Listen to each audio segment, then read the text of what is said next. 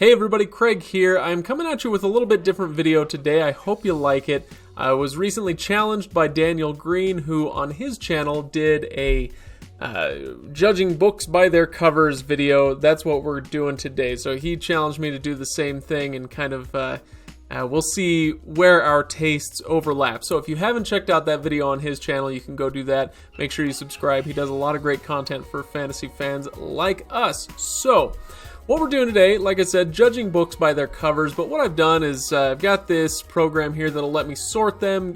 Instead of ranking them top to bottom, I'm giving each one kind of a letter grade. If you're familiar with the Japanese grading system, they've got this handy little S right up here that we can use if something is just so good that it deserves even better than an A. Otherwise, A, B, C, D. And what I've done is I've chosen not just a bunch of classic covers, but I chose covers of stuff that we have covered on the podcast, so to speak, covered on the podcast. So not everything that we've covered on the podcast, because that would take us all day, but I've got, I think 16. Some of them are kind of hiding behind my face there at the bottom corner of the screen, but we're going to be going through these and sorting through these, and I'm really interested to hear what you guys think about covers. How much do they affect your decisions when you are deciding what to read? I don't know that they affect mine as much anymore, but I can say that as a younger reader, for sure, there were things that jumped out and grabbed my attention that I read because I thought the cover was great. So let's go ahead and start. Like I said, not everything that we've covered, but each of these is something that we have talked about on the podcast. Starting with the Fellowship of the Ring, this is an obvious place to start. This is where Daniel ended his video, but I'm going to pull this one up. This is the first edition cover for Fellowship of the Ring. This is Tolkien's own illustration. It's got very nice minimalist quality to it, especially compared to some of the ones that we're going to be looking at as we go through this list. Very minimal. It's almost boring, you'd think, but the nice thing about this cover is that alone it's great, but together as the trio, when you get all three books lined up together, they look great together. So Fellowship of the Ring, although I'm not sure I would call it a masterpiece of a cover, it is a very, very good cover.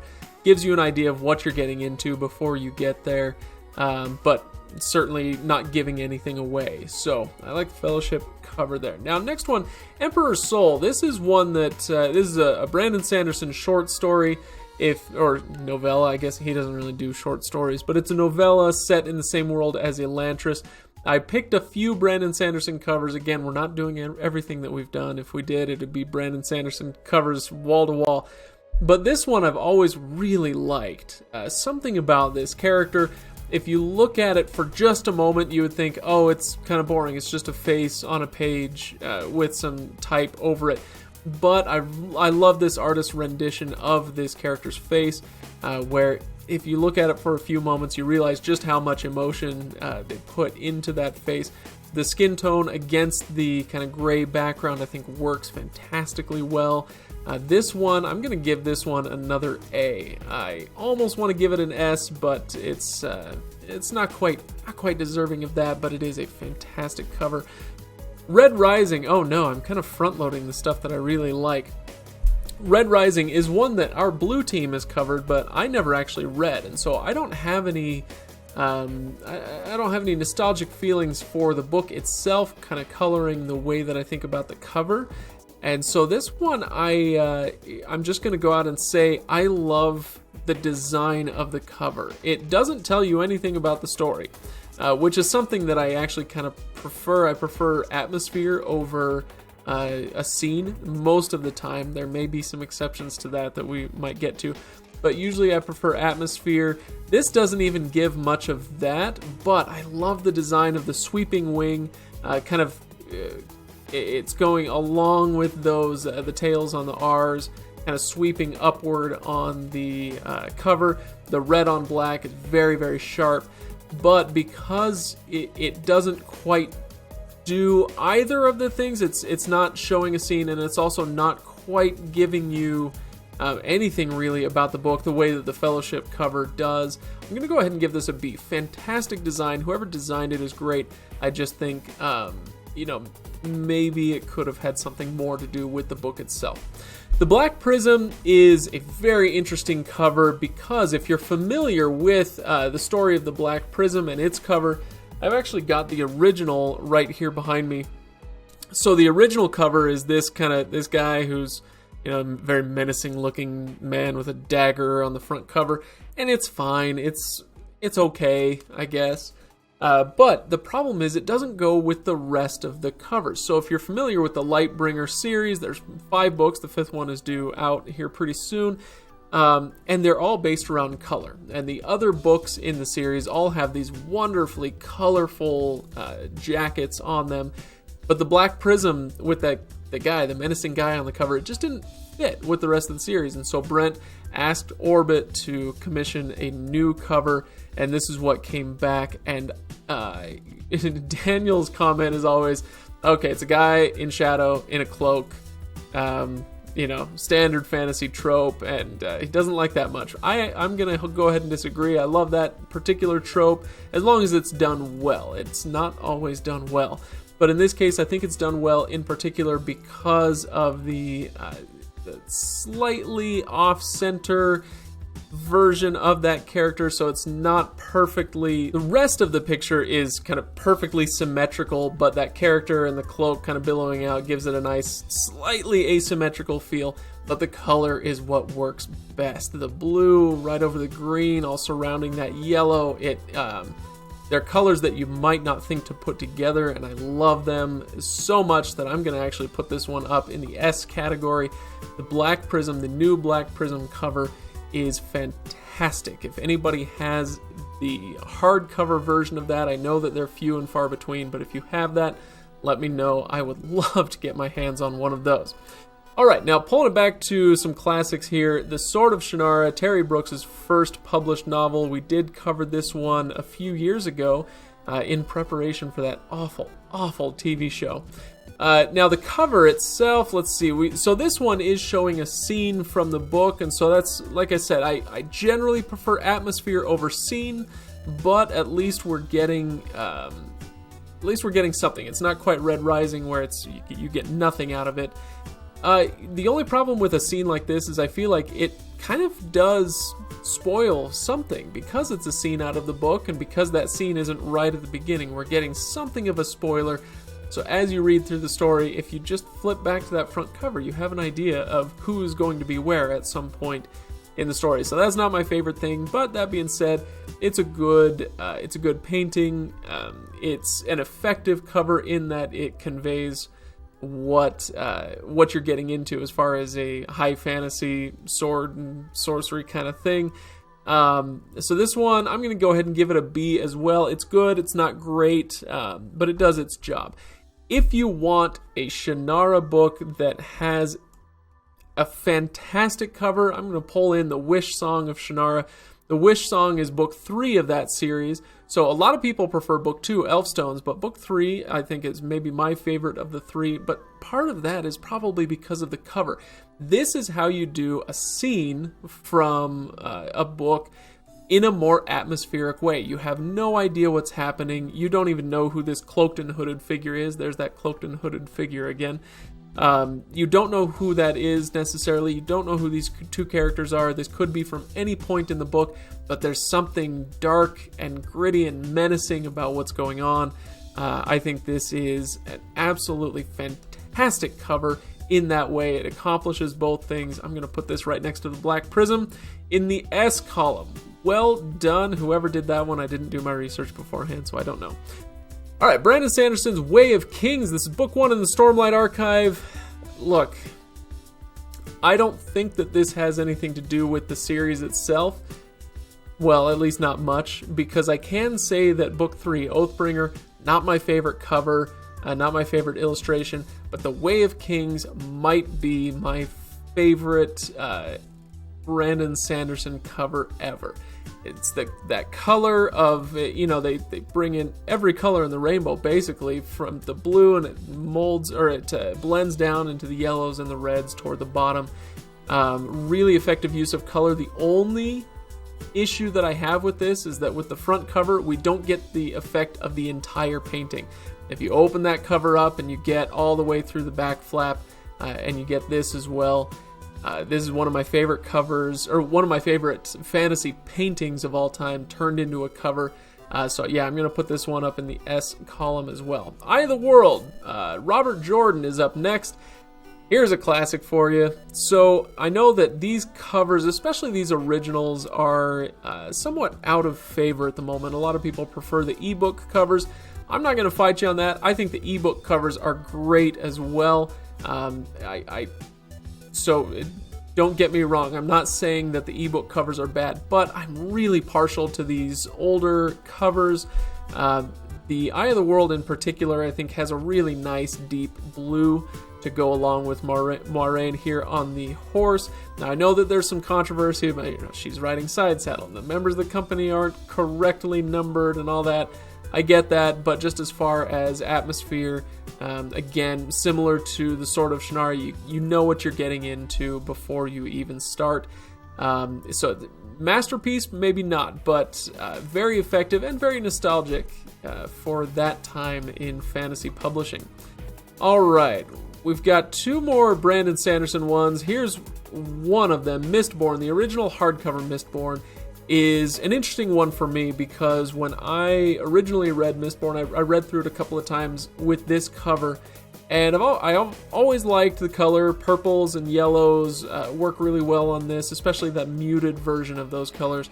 I like the action pose that Vin is in. It's all very exciting. I've always loved this cover right up until I saw that guy in the front left corner, or the bottom left corner in the foreground here. He's kind of snarling at at Vin, I guess. For some reason, I didn't even catch it, and once I did, I can't see anything else. It's in my opinion a terrible addition to the scene here. All you need is Vin kind of flying through the air, and it would have been fantastic, but that guy knocks it down quite a lot. I'm going to put this in the C category. It's not a failure, but it's also not exactly a success, thanks to that guy. Pawn of Prophecy, David Eddings' first book in the Belgariad. We did cover this a few years ago. This was a Ryan pick. This one, I love that this cover takes us right back to a very specific time in fantasy. We're talking, kind of that late 70s, early 80s feel that you get with this color, this tan color, the border around the characters and the title. It reminds me a lot of looking at old Conan books on the library bookshelf or something like that. So it's a callback to a really specific era in fantasy. I like the characters on it. Unfortunately, just because it calls back to a certain era in fantasy, and just because I have some nostalgia for looking at those books on the shelves, doesn't mean it's actually a good cover. There's a reason that through the 70s and 80s especially, and then on into the 90s, there's a reason that fantasy picked up a bit of a stink with the rest of popular culture, saying, this isn't that good. And I think these covers didn't really help the genre very much. I'm going to put this one down in the C category as well. Now, Assassin's Apprentice, Robin Hobb's first book in the Farseer trilogy. I didn't much care for the book. The trilogy as a whole is good. It got better as it went, but the first book I really struggled hard with. But despite that, I do like this cover, if only for the blue on yellow. That coloring works really well for me. I don't have much else to say about it. I'm going to give this one a B. Dune, the original Dune cover. This is, I hunted around and found the first edition cover. I hate it so much. I can't even tell you. It says nothing. It means nothing. It's a brown splotch on a little bit of blue background. You don't have any idea what you're getting into. The font that the typeface that they used for Dune. Gosh, is this the most 70s thing you've ever seen in your life? It's horrible. It has not stood the test of time. That's why Dune has 8,000 different covers, because the first one certainly didn't work. D on that one. Ready Player One, great book, a lot of fun, or I should say good book, a lot of fun, infinitely rereadable. The cover, but that's not because of the cover. The cover is not very good. I don't like text-only covers, and I get that there's a little bit going on here with the key and the little character, and Ernest Cline's C looks like a Pac-Man. I get it, but that doesn't mean that I have to like it. I don't like the colors on this. I don't like the text only. I'm going to give this one a D. Skyward, the last Brandon Sanderson book on the list. This is another one that is so close to being great, but doesn't quite do it for me. I love the purple, or the yellow on purple. I like the idea of the character and kind of staring off into space. If only she were doing that, but she's kind of staring you down, and you don't. She's not very.